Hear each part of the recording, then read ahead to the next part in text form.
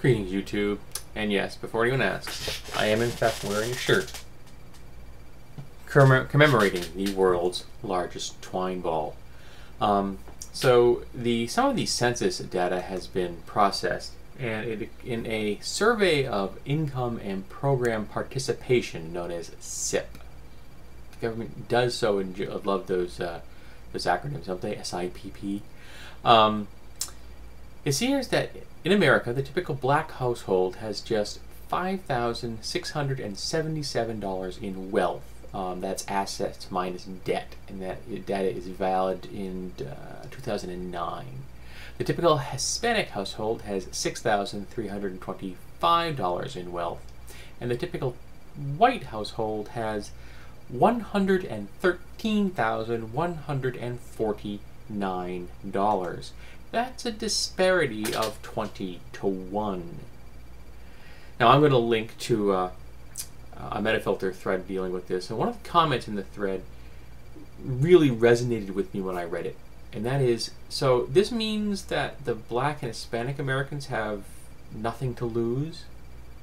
And I started thinking about it, and really, why aren't black and Hispanic Americans rioting in the streets? 20 to 1?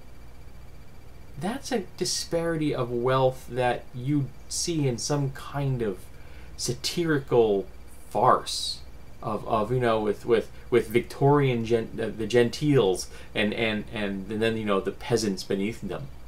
20 to 1? That's just astounding to me.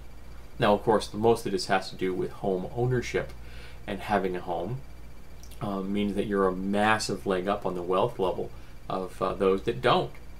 I've never owned a home. I'm in the process of trying to acquire a home, or at least in my case, an apartment building, which will be my home until I die, because when I move out of this place, if I can finally get it, I'm going feet first. But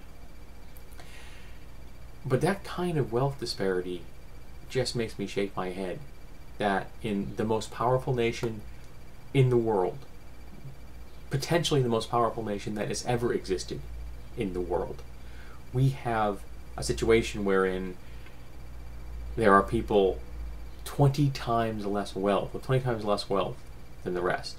And we're not talking about, the Trumps versus me, or Bill Gates versus a homeless guy.